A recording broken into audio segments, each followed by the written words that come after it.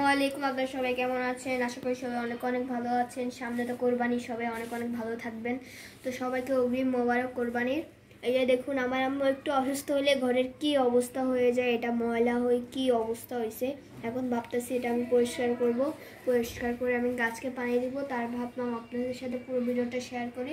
তো চলুন এটা পরিষ্কার করা যাক।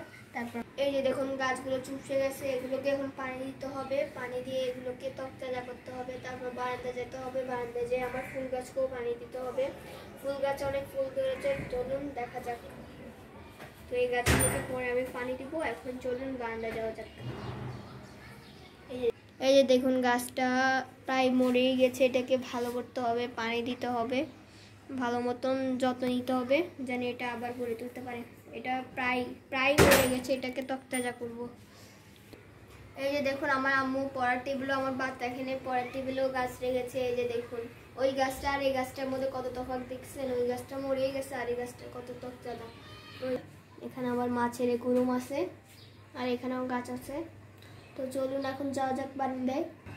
এই যে দেখুন, বারান্দা চলে এসেছি। বারান্দায় ফুল গাছকে এখন পানি দিতে হবে, তারপর লতা পাতা এগুলোকে পানি দিতে হবে ভালো করে, যেন এগুলো তকতাজা হয়ে যেতে পারে।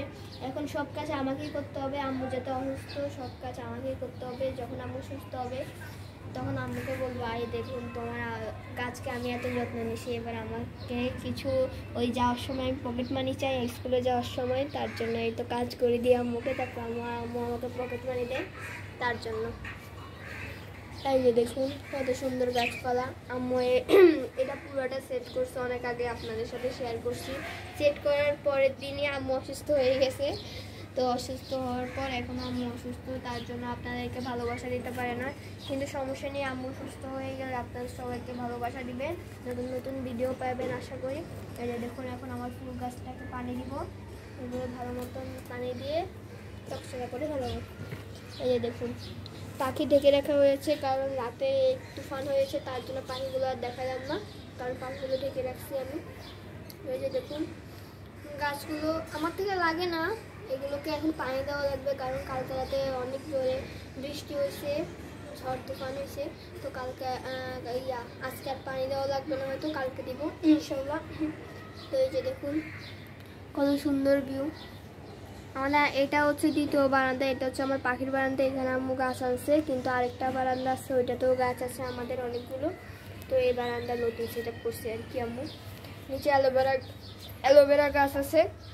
অ্যালোভেরা গাছ আমাদের এত হওয়া হয়, তার জন্য আমরা অ্যালোভেরা গাছকে পাত্তাই দিই না, তার জন্য লতা পাতাকে পাত্তা দিই। লতা পাতা সুন্দর লাগে যে, তার জন্য এগুলোকে আম্মু বেশি রাখার চেষ্টা করে। আর ফুল গাছ আমাদের তত বেশি হয় না, তারপর আম্মু চেষ্টা করে যে অল্প কয়েকটা রাখার জন্য, সুন্দরের জন্য।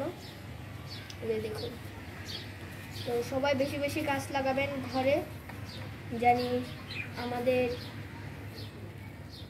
আমরা অক্সিজেন পাই এই গাছ থেকে, তার জন্য আমরা বেশি বেশি করে ঘর যেখানেই পারেন সেখানেই গাছ লাগাবেন। অন্তত একটা হলেও গাছ লাগাবেন। তো সবাই ভালো থাকবেন, সুস্থ থাকবেন। পরে আরেকটা ব্লগ নিয়ে হাজির হব। আল্লাহ হাফেজ। পরে ভিডিওটা দেখবেন, লাইক দিবেন, কমেন্ট করবেন, শেয়ার করবেন। আল্লাহ হাফেজ।